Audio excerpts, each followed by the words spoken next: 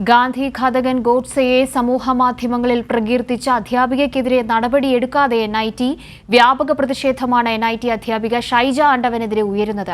അതേസമയം SFI നൽകിയ പരാതിയിൽ ഷൈജ ആണ്ടവനെതിരെ കുന്നമംഗലം പോലീസ് കേസെടുത്തിട്ടുണ്ട്. മേഘ മാധവൻ കൂടുതൽ വിവരങ്ങളുമായി കോഴിക്കോട് നിന്നും ചേരുന്നുണ്ട്. മേഘ, ഇന്നലെയാണ് SFIയുടെ പരാതിയിൽ കുന്നമംഗലം പോലീസ് ഈ NITയിലെ പ്രൊഫസർക്കെതിരെ കേസെടുത്തിട്ടുള്ളത്. അപ്പോഴും ജോലിയിൽ തുടരുന്ന ഈ ഒരു അധ്യാപികയ്ക്കെതിരെ ഒരു അച്ചടക്ക നടപടി എന്നോണം കടുത്ത നടപടി ഉണ്ടാകണമെന്ന വലിയ ആവശ്യം അത് വിവിധ കോണുകളിൽ നിന്ന് ഉയരുന്നുണ്ട്. ഉന്നത വിദ്യാഭ്യാസ മന്ത്രിയുടെ അടക്കം ഭാഗത്തു നിന്ന് ഇപ്പോൾ വന്നിട്ടുള്ള ഈ വിഷയത്തിൽ അപലപിച്ചുകൊണ്ടുള്ള പ്രതികരണങ്ങൾ അതും വിവിധ കോണുകളിൽ നിന്നും ഉണ്ടായിക്കൊണ്ടേയിരിക്കുന്ന ഒരു ഘട്ടമാണ്.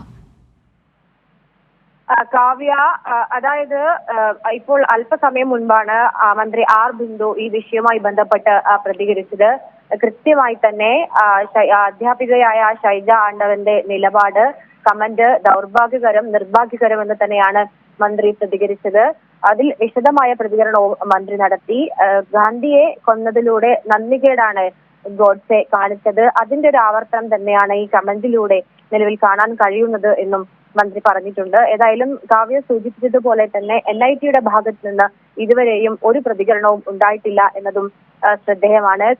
ഇന്നലെ മുതൽ തന്നെ വലിയ തരത്തിലുള്ള പ്രതിഷേധം ഇതിനെതിരെ ഉയരുന്നുണ്ട്. SFIയും DYFIയും പരാതി നൽകിയിരുന്നു. SFIയുടെ പരാതിയുടെ അടിസ്ഥാനത്തിലാണ് കുന്നമംഗലം പോലീസ് നിലവിൽ കേസെടുക്കുന്ന സാഹചര്യം ഉണ്ടായത്. സമൂഹത്തിൽ സ്പർദ്ധ വളർത്തുന്ന രീതിയിൽ പെരുമാറി എന്നതുൾപ്പെടെയുള്ള വകുപ്പുകൾ കൂട്ടിച്ചേർത്താണ് നിലവിൽ അധ്യാപകർക്കെതിരെ കേസെടുത്തിരിക്കുന്നത്. എന്നാൽ പുറത്താക്കണമെന്നൊരാവശ്യമാണ് DYFI മുൻപോട്ട് വയ്ക്കുന്നത്. NITയുടെ ഭാഗത്തു നിന്നും ഔദ്യോഗികമായോ മറ്റോ ഒരു പ്രതികരണവും ഇതുവരെ ഉണ്ടായിട്ടില്ല.